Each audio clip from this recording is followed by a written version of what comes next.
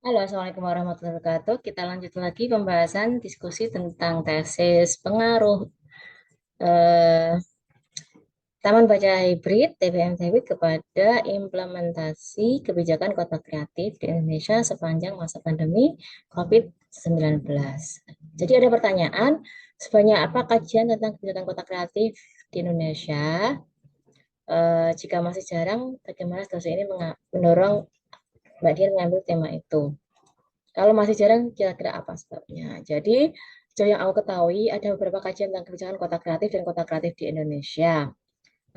Antara lain, kajian tentang kebijakan kota kreatif itu mencakup analisis tentang perencanaan, implementasi, dampak dari kebijakan yang didesain untuk mendorong perkembangan kawasan kreatif kota.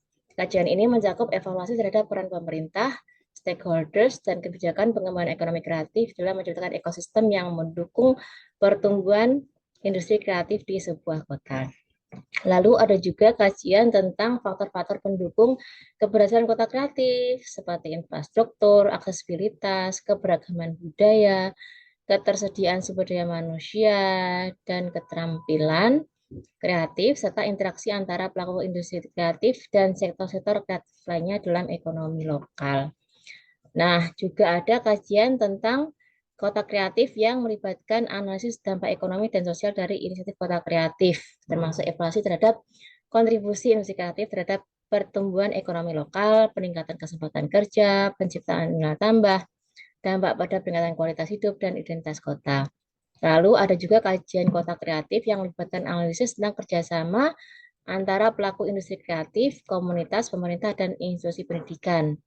Jadi studi tentang kolaborasi dan jaringannya berfokus pada pengembangan jaringan, hubungan bisnis, transfer pengetahuan, dan pertukaran budaya sebagai upaya memperkuat ekosistem kota kreatif. Juga ada kajian yang dilakukan dengan analisis studi kasus tentang kota kreatif tertentu seperti Jogja, Bandung, Bali, Pekalongan, dan lain-lain atau kawasan lain yang mengadopsi konsep ini. Kajian semacam ini mengevaluasi keberhasilan, tantangan, peluang yang dihadapi oleh masing-masing kota dalam mewujudkan visi kota kreatif. Nah, dalam beberapa tahun terakhir ini, sebenarnya pengembangan industri kreatif di Indonesia sudah menarik minat akademisi, pemerintah, dan lembaga penelitian. Karena itu, mestinya ada lebih banyak lagi kajian dalam hal ini. Ya, kota kreatif itu apa sih? Kota kreatif atau creative city adalah sebuah konsep pengembangan kota yang menempatkan keberagaman budaya, seni, dan kreativitas sebagai sumber daya utama dalam menciptakan pertumbuhan ekonomi, inovasi, dan peningkatan kualitas hidup. Konsep ini mengakui bahwa ekonomi kreatif dan sektor seni memiliki potensi yang kuat untuk menghasilkan nilai tambah dan menciptakan lingkungan yang dinamis dan menarik bagi penduduk dan pengunjung. Dalam sebuah creative city, terdapat berbagai sektor ekonomi yang berhubungan dengan seni, budaya, dan kreativitas, seperti desain, film, musik, fashion, seni rupa, arsitektur, perikanan, dan teknologi informasi. Kota kreatif menciptakan lingkungan yang mendukung pertumbuhan industri kreatif, mendorong kolaborasi dan koneksi antara para profesional kreatif, dan menyediakan ruang dan infrastruktur yang memfasilitasi ekspresi kreatif. Konsep Creative City menekankan pentingnya interaksi dan integrasi antara sektor budaya, bisnis, dan masyarakat. Keterlibatan masyarakat dalam kegiatan budaya seni serta partisipasi mereka dalam proses kreatif dianggap sebagai elemen kunci dalam menciptakan kota kreatif dan berkelanjutan. Nah, apa saja faktor dan komponen yang dibutuhkan dalam pembangunan kota kreatif? Antara lain infrastruktur fisik, penyediaan ruang fisik, penyediaan ruang kreatif, studio, teater, galeri seni, pusat kreatif, dan fasilitas yang mendukung produksi dan pameran karya seni serta kolaborasi antar industri. Lalu ada infrastruktur fisik. Tadi itu ada kebijakan dan regulasi. Jadi ada adopsi kebijakan dan regulasi yang mendukung perkembangan industri kreatif seperti pembebasan pajak, pelindungan hak kekayaan intelektual, dan subsidi bagi pelaku industri kreatif. Kemudian ada pendidikan dan pelatihan yang mendorong kreativitas, keahlian seni, dan keterampilan inovasi dalam masyarakat. Kemudian ada koreksi dan jaringan yang dibangun antara profesional kreatif, industri, lembaga pendidikan, pemerintah, dan masyarakat sipil untuk mendorong kolaborasi dan pertukaran ide. Juga mereka menghargai dan mendukung keberagaman budaya dalam kota, mempromosikan inklusi, dan mengakui bahwa keragaman budaya merupakan sumber daya yang berharga dalam menciptakan kota kreatif. Kota kreatif mengakui bahwa budaya dan kreativitas bukan hanya sebagai konsumsi, tapi juga sebagai faktor penting dalam pembangunan ekonomi dan sosial. Konsep kota kreatif mendorong kota-kota untuk memanfaatkan potensi kreatif yang dimiliki oleh masyarakatnya, menciptakan lingkungan yang mendukung, dan menjadikan seni budaya sebagai pilar utama dalam identitas dan daya tarik kota tersebut. Konsep kota kreatif digunakan oleh ahli geografi dan politik bernama Charles Landry. Dia seorang konsultan tulis dan bicara internasional yang memiliki minat dalam mengembangkan kota berbasis budaya dan kreativitas. Charles Landry memperkenalkan konsep Creative City melalui bukunya berjudul The Creative City, a Toolkit for Urban Innovator yang diterbitkan pada tahun 2000. Ia mengajukan gagasan bahwa kota-kota dapat memanfaatkan potensi kreativitas dan budaya sebagai sumber daya untuk pertumbuhan ekonomi, inovasi, dan peningkatan kualitas hidup. Konsep Creative City menekankan pentingnya keberagaman budaya, seni kreativitas, dan inovasi yang menghasilkan kota yang dinamis dan menarik. Nanti mengajukan bahwa kota yang mampu menciptakan dan mempertahankan lingkungan yang mendukung para profesional, kreatif, sektor seni, dan industri kreatif dapat menjadi pusat budaya, pusat daya tarik bagi penduduk dan pengunjung, serta investasi. Jadi benar oleh Sandi, konsep kota kreatif mendapatkan pengakuan dan penerapan di berbagai kota di Indonesia, di seluruh dunia. Banyak kota mengadopsi strategi dan kebijakan untuk mengembangkan sektor kreatif, memperkuat ekosistem budaya dan meningkatkan partisipasi masyarakat dalam kegiatan budaya dan seni. Jadi menarik banget kan tentang kota kreatif. Sehingga kajian tentang kota kreatif ini masih perlu banyak dilakukan untuk kita mendapatkan lebih banyak insight lagi sehingga hambatan-hambatan yang dialami bisa ditemukan, kemudian kita cari problem solving-nya. Lalu ada pertanyaan, apa pertanyaan penelitian kemarin itu di tesisku? Pertanyaannya adalah apa impact pengaruh pandemi COVID pada peran Taman Baca Masyarakat? Lalu apa impact dari Taman Baca Masyarakat hibrid kepada implementasi kebijakan kota kreatif? Tujuannya untuk menganalisa itu impact-nya. Jadi ada dua pertanyaan dan artinya ada dua tujuan. Lalu pertanyaannya lagi yaitu apa itu Taman Baca Masyarakat, konsep praktek pengelola dan sumber daya serta beneficiary. Taman Baca Masyarakat atau TBM itu sebuah konsep perpustakaan komunitas yang bertujuan untuk meningkatkan minat baca dan literasi di kalangan masyarakat, biasanya di daerah yang sulit dijangkau oleh perpustakaan umum atau di wilayah dengan akses terbatas terhadap bahan bacaan. Nah, TBM itu didirikan untuk menyediakan akses bacaan yang beragam, termasuk buku, majalah, koran, dan lain-lain, berfungsi sebagai tempat belajar, berbagi pengetahuan, mengadakan kegiatan literasi, seperti pelatihan baca menulis, melakukan karya sastra, dan diskusi buku. Nah, biasanya dilaksanakan oleh sukarelawan atau kelompok masyarakat setempat. Mereka bertanggung jawab mengumpulkan dan mengelola koleksi bahan bacaan, merancang dan melaksanakan kegiatan literasi, menjaga keberlangsungan TBM sebagai tempat yang ramah dan nyaman bagi masyarakat. Pengelola biasanya dari berbagai pihak, termasuk organisasi non-pemerintah, lembaga pendidikan, kelompok masyarakat setempat. Lalu sumber daya yang diperlukan biasanya tempat yang sesuai, peralatan seperti rak buku, meja, kursi, dan lain-lain. Biasanya mengandalkan dukungan dari sukarelawan dan donatur dalam bentuk waktu, keahlian, dan sumbangan finansial.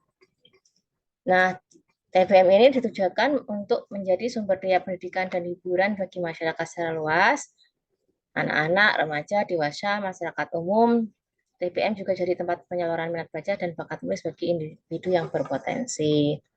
Nah, TBM dapat memiliki peran lebih luas dalam komunitas seperti menjadi pusat informasi lokal, tempat bagi pengetahuan tentang lingkungan, kesehatan, dan kegiatan sosial lain. Juga mendorong kolaborasi antar masyarakat, pelaku industri kreatif, bus lokal, dan pihak-pihak terkait lainnya.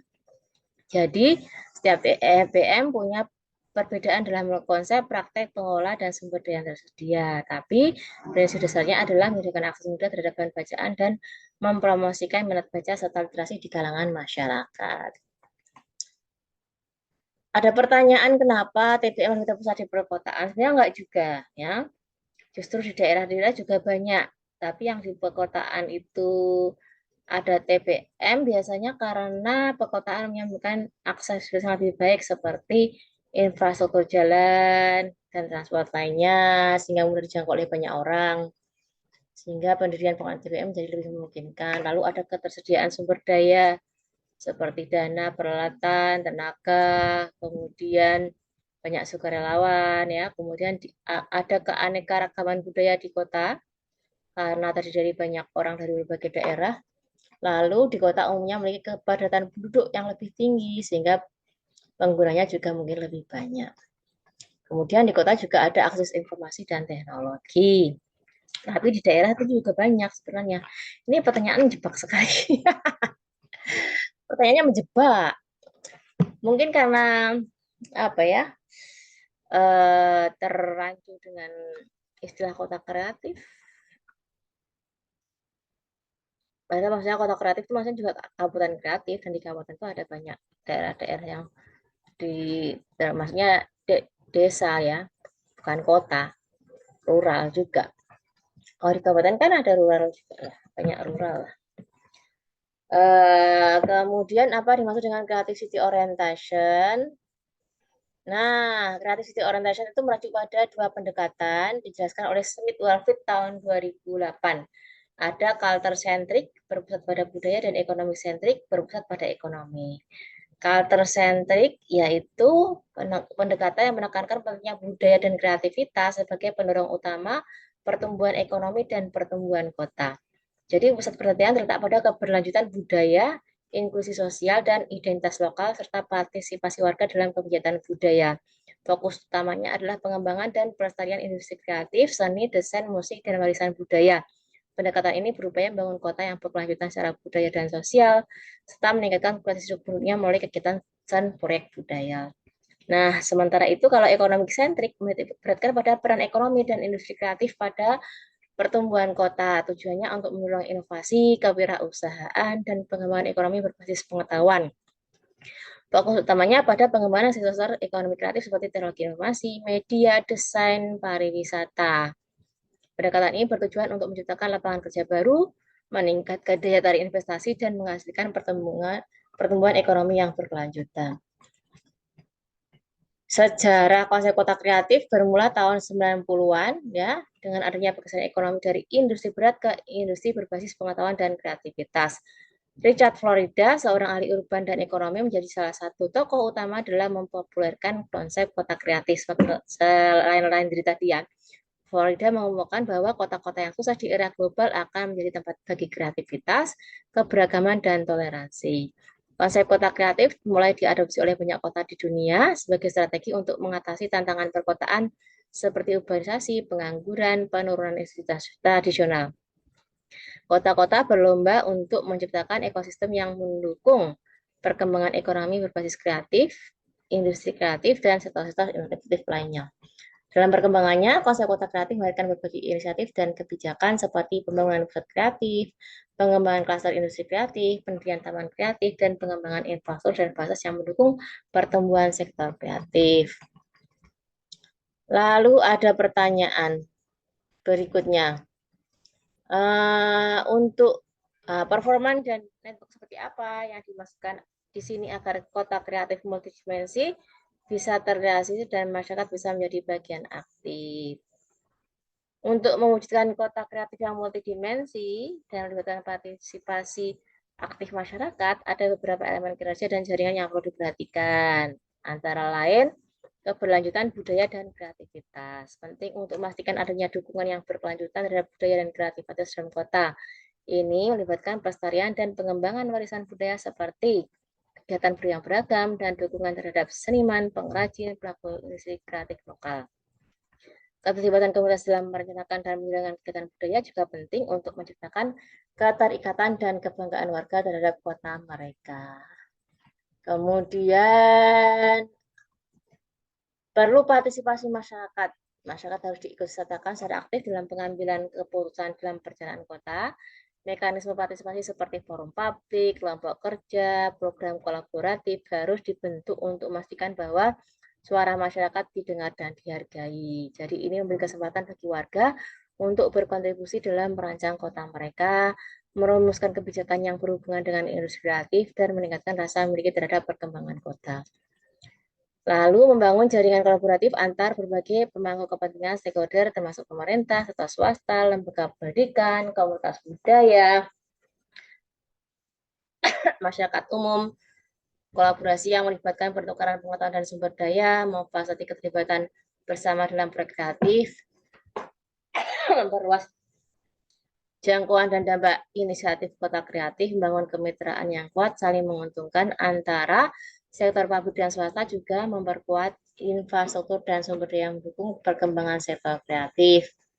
Lalu memperhatikan infrastruktur dan fasilitas yang mendukung, ya, seperti ruang kerja, studio kreatif, galeri seni, tempat pertunjukan, ruang kolaboratif, akses internet cepat, platform digital. Kita menyediakan infrastruktur yang memadai sehingga masyarakat dan pelaku industri kreatif terdorong untuk berpartisipasi dan inovasi. Kemudian ada pendidikan pelatihan yang relevan dalam bidang kreatif dan kewirausahaan, sangat penting untuk memperkuat kapabilitas dan keterampilan warga dalam industri kreatif, menyediakan akses pendidikan formal dan non-formal, pelatihan keterampilan, dan program pengembangan karir di bidang kreatif, sehingga masyarakat menjadi aktor yang aktif berdaya dalam kota kreatif. Nanti kita sambung lagi ya.